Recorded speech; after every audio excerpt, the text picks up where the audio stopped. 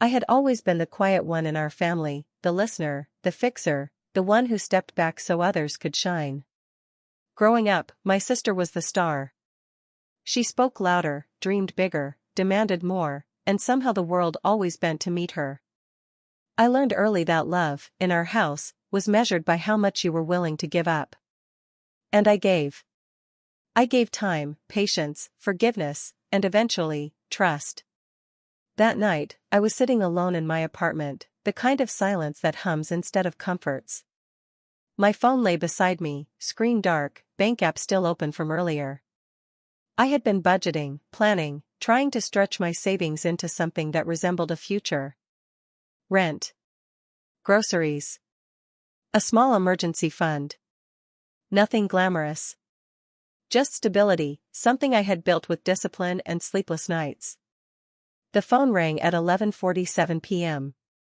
Her name flashed across the screen. I almost didn't answer. "Hey," she said, breathless, laughing, as if we were sharing a secret. "I'm getting married tomorrow." I blinked. Tomorrow? No invitation. No warning. Just a statement, tossed at me like an afterthought. "That's fast," I said carefully. "Oh, it's been planned forever," she replied. "You know how weddings are. Anyway, I needed to tell you something." The pause that followed felt heavy, deliberate. "I drained the money from your bank account," she continued, casual as discussing the weather. "The venue needed the final payment, and honestly, you weren't using it for anything important." For a moment, I couldn't breathe. My chest tightened, the room tilting slightly as if the floor had shifted beneath me. My mind raced to numbers, every deposit, every hour worked, every sacrifice. All of it, gone? "You what?" I whispered. She laughed again. "Relax. You'll get over it. Family helps family, right? And it's my wedding. You should be happy for me." "Happy?" I stared at the wall across from me, its familiar cracks suddenly foreign. 1,000 emotions surged at once: rage, heartbreak, humiliation. I wanted to scream. I wanted to cry. I wanted to ask how someone who shared my blood could steal from me and call it love. But instead, something unexpected happened. I laughed. It wasn't loud. It wasn't cruel. It was soft, almost calm. "What's so funny?" she snapped, her tone shifting. "Nothing," I said. "Just, congratulations." There was confusion on the line now. She expected tears. Begging. Anger. She had no idea why I wasn't panicking, why my voice didn't shake. We hung up seconds later, her already distracted by her perfect day. I sat there long after the call ended, phone resting in my hand. The truth settled in slowly, like a quiet dawn after a long night. She believed she had taken everything from me. She believed I was powerless. What she didn't know, what she would find out very soon, was that weeks ago, I had frozen every account tied to her name. Every dollar meant for that wedding was locked away, untouched, unreachable. She thought she had stolen my future. But the truth was, she had just handed me my freedom. Betrayal like hers doesn't happen all at once. It's built slowly, layer by layer, over years of being taught that your kindness is a resource others are entitled to. Long before the wedding call, long before the missing money, my sister had learned something dangerous about me: I would always say yes. She was older, louder, and endlessly convincing. If she needed help, it was an emergency. If she wanted something, it was a necessity. And if I hesitated, I was reminded, gently at first, then sharply, that family didn't keep score. So I paid for things I couldn't afford, co-signed for plans I didn't believe in, and trusted promises that never came back whole. The bank account started as a favor. She was in between jobs, she said.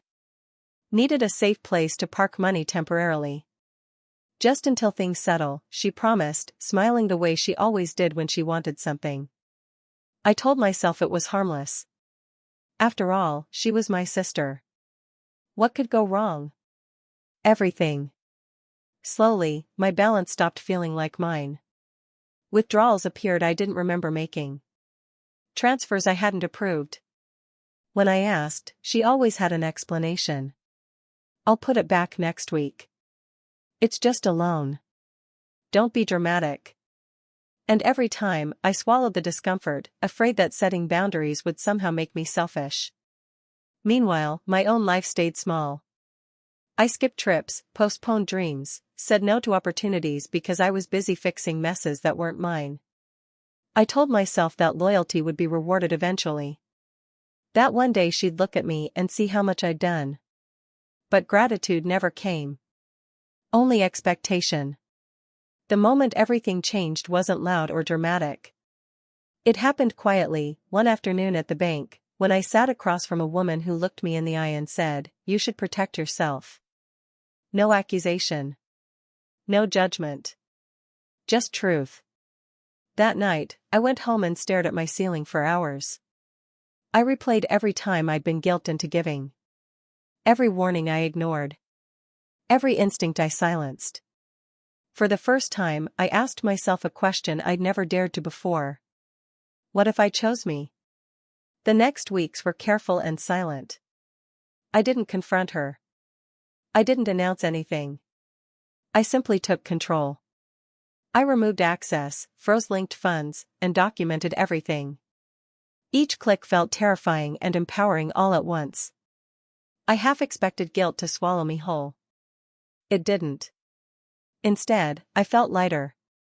When she called to talk about flower arrangements and guest lists, I listened. When she bragged about the venue she paid for, I nodded. She never noticed the shift. She never sensed the door closing. By the time she made that call, by the time she proudly announced she'd drained my account, everything was already over. The money she thought she'd taken was an illusion. The wedding she was building stood on frozen ground. I wasn't plotting revenge. I wasn't trying to hurt her. I was finally done being the one who bled quietly so others could celebrate. And for the first time in my life, I understood something powerful. Protecting myself didn't make me cruel, it made me free. I woke up early the morning of her wedding, not because of nerves or excitement, but because my body no longer knew how to sleep through moments of truth. Sunlight spilled through my curtains, soft and ordinary, as if the world hadn't shifted overnight. I made coffee slowly, deliberately, grounding myself in the quiet. Somewhere across the city, chaos was already beginning. My phone buzzed before I took the first sip. "Are you awake?" Another message followed instantly. "Call me. Now." I didn't. Instead, I opened my banking app. The numbers stared back at me, unchanged. Frozen. Secure. For the first time in years, my money was exactly where it belonged. By mid-morning, the messages turned frantic. The florist says the payment bounced. Why is the venue threatening to cancel? This isn't funny. Fix it. I imagined her in a white robe, makeup half done, surrounded by bridesmaids whispering nervously while vendors hovered with crossed arms. Her perfect day, unraveling thread by thread. Not because of me, but because she had built it on something she stole and assumed would never disappear. Still, I stayed silent. Around noon, the calls started. One after another. Missed call. Missed call. Missed call. My chest tightened with every vibration, but I didn't answer. I had spent my whole life reacting, rescuing, smoothing things over. This time, I let reality speak for itself. Finally, a voicemail. Her voice cracked, sharp with panic and fury. "What did you do?" she demanded. "They're canceling everything." The caterer left. The venue locked the doors. "You think you can ruin my wedding and get away with it?" I closed my eyes and breathed. I wasn't ruining anything. I was simply no longer saving her from the consequences of her choices. In the afternoon, mutual relatives started calling. Confusion turned into accusation. "She says you sabotaged her. How could you do this to family?" The old guilt tugged at me, familiar and heavy, but weaker than before. I let the calls ring out. I wasn't ready to explain myself to people who never asked how I was doing when I was the one struggling. Late that evening, I finally replied, not with anger, not with blame, but with truth. I protected what was mine, I wrote. You never had permission to take it. There was no response. I learned later that the ceremony never happened. Guests stood awkwardly in the parking lot. The dress stayed unworn. The photos were never taken. Her dream day dissolved into whispers and unanswered questions. And yet, I didn't feel triumphant. I felt calm. That night, I took a walk by myself, the city lights flickering like distant stars. For the first time, my steps felt steady, not rushed by obligation or fear. I hadn't yelled. I hadn't begged. I hadn't destroyed her life. I had simply stepped out of the role she assigned me. The wedding that never happened wasn't my revenge. It was the moment I stopped sacrificing myself so someone else could feel important. The morning after her wedding, or rather, the morning after the day that wasn't, was quiet in a way I hadn't experienced in years. No frantic phone calls, no accusatory texts, no relatives judging me for standing my ground. Just silence, the kind that feels like a soft exhale after holding your breath for too long.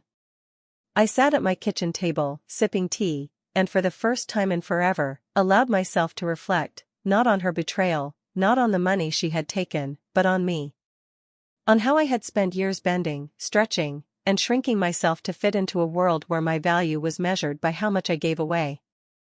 I had been invisible, not because they didn't see me, but because I had never insisted they do. Now, I insisted.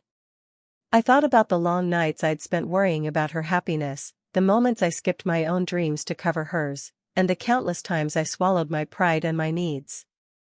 All of it had led me here. Not to anger. Not to cruelty. But to freedom. A freedom I had earned, not by yelling, not by revenge, but by reclaiming what was mine, my boundaries, my peace, my life. I began making lists, small first steps toward a life that was mine to live.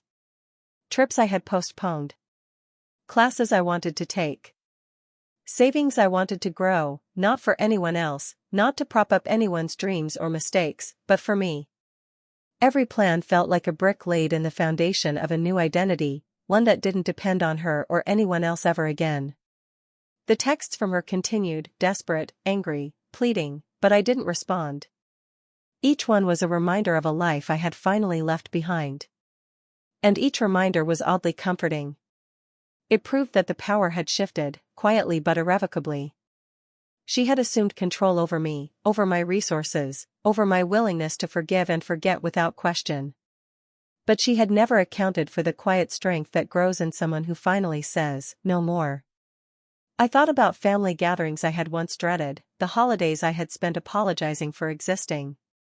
I realized that freedom wasn't just financial, it was emotional.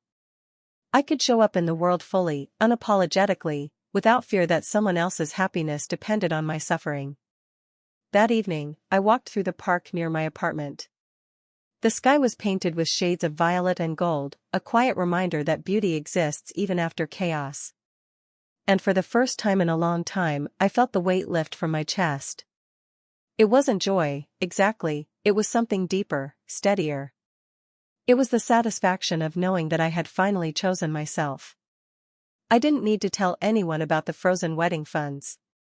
I didn't need to gloat, explain, or justify. The sweetest revenge had nothing to do with her embarrassment or her failed plans. It had everything to do with reclaiming my life, protecting my future, and refusing to let anyone, even my own sister, dictate the terms of my worth. I had lost money, yes, and I had lost trust. But in exchange, I had gained something far more valuable: clarity, strength, and the quiet power of a woman who finally, unapologetically, chose herself.